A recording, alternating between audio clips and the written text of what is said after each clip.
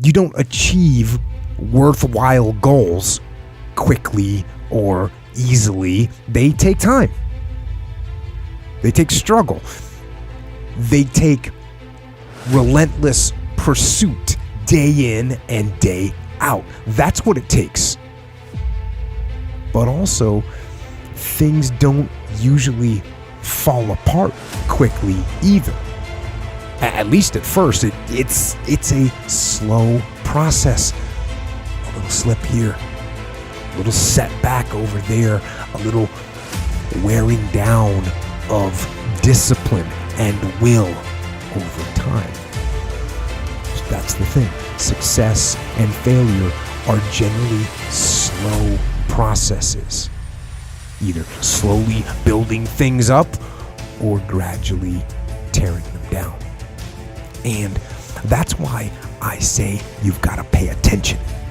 You have to watch. You have to watch every single second, because those seconds, they turn into minutes, and minutes turn into hours, and hours turn into days, and days turn into years.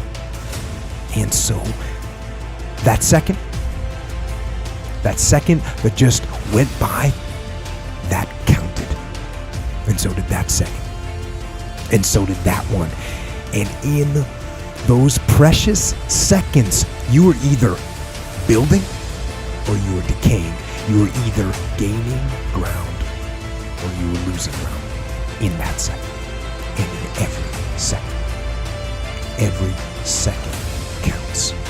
So make every second count. Well, you should be afraid of taking risks and pursuing something new. But you should be more afraid of staying where you are if it's making you miserable. It's like the first thing you want to do is dispense with the idea that you get to have any permanent security outside of your ability to contend and adapt. It's the same issue with children. It's like you're paying a price by sitting there being miserable. You might say, well, the devil I know is better than the one I don't. It's like, don't be so sure of that. The clock is ticking. Yeah, and if you're miserable in your job now and you change nothing, in 5 years you'll be much more miserable and you'll be a lot older. It's a luxury to pursue what makes you happy. It's a moral obligation to pursue what you find meaningful. And that doesn't mean it's easy. You know, if you take people, and I've told you this, and you expose them voluntarily to things that they are avoiding and are afraid of, you know, that they know they need to overcome in order to meet their goals, their self-defined goals. If you can teach people to stand up in the face of the things they're afraid of, they get stronger. And you don't know what the upper limits to that are, because you might ask yourself, like, if for 10 years, if you didn't avoid doing what you knew you needed to do, by your own definitions, right, within the value structure that you've created, to the degree that you've done that, what would you be like? Well, you know, there are remarkable people who come into the world from time to time, and there are people who do find out over decades-long periods what they could be like if they were who they were, if they spoke their being forward.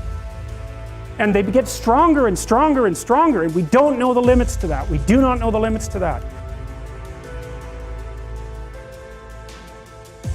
I wish I had not waited 14 years. Somebody said if you want to lose something, lose money. You can get that back. 8 out of 10 millionaires have been financially bankrupt. Walt Disney filed bankruptcy 7 times and had 2 nervous breakdowns. But don't lose time. There were 14 years I sat on the sideline.